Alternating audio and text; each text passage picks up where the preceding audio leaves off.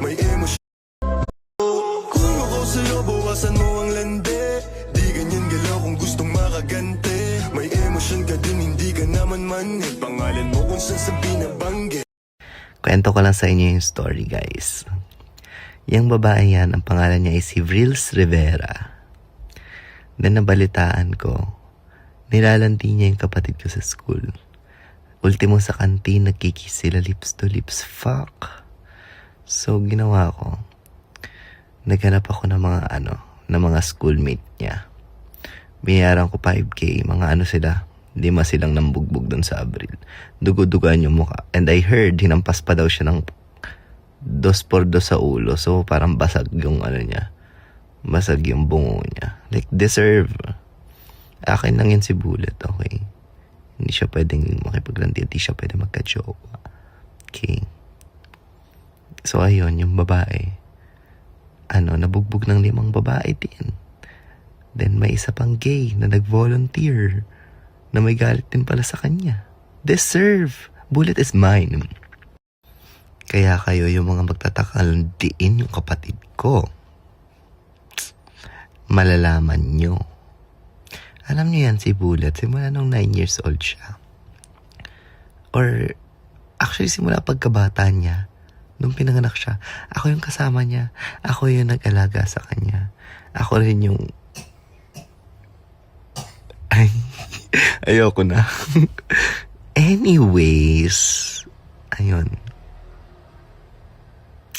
Basta yun, hindi nyo siya pwedeng lantiin. Dahil makakalaban nyo ako. Akin lang si Bullet. Okay? Ito nga pala si Angelo, nung 9 years old siya, nung nagsimula kami maging super close sa isa't isa. Ito siya, B. See how cute my brother is? Mukhang inosente. Tama? Ito rin yung umiksena siya sa Encantadia. I'm so proud of you, little bro. You know what? Tapos papato lang siya dun sa squatter na Abril na yun. Alam nyo, hindi ko rin naman tinatago. Crush ko yung kapatid ko. Okay? Crush ko siya. Sa tingin nyo, bakit ako papayag na magkaroon siya ng jowa? No, hindi ako papayag.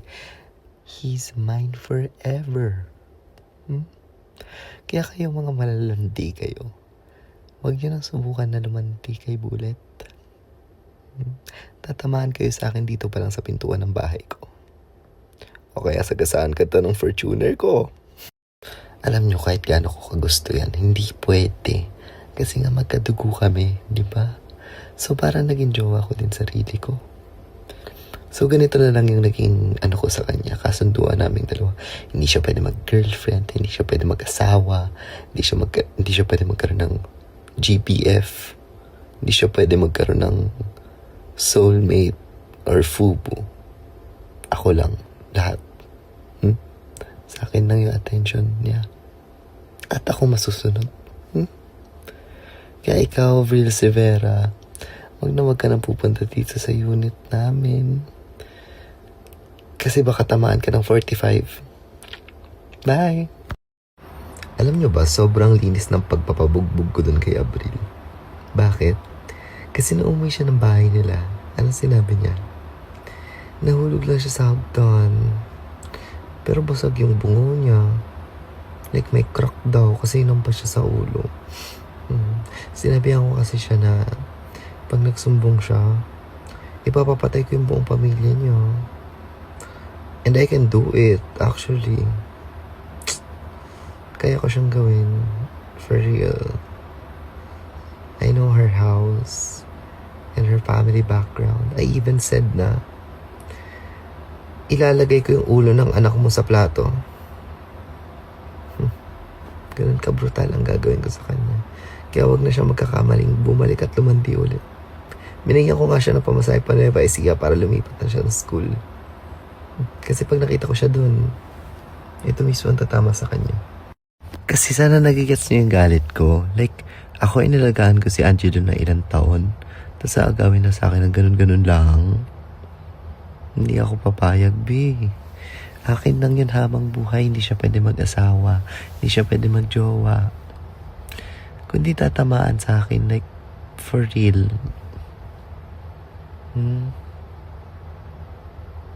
Kaya huwag na kayo magkakamali.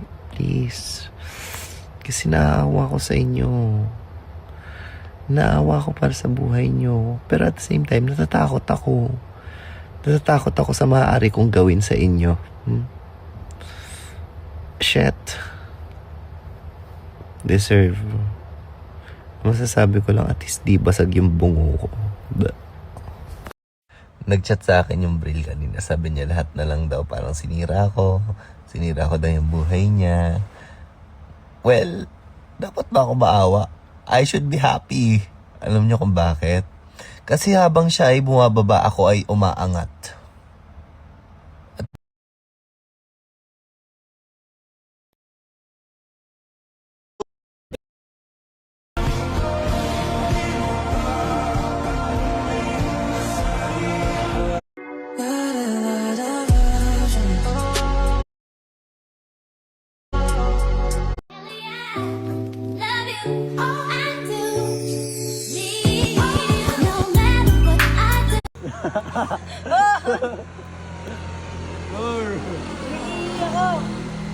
Ako rin. Ako rin.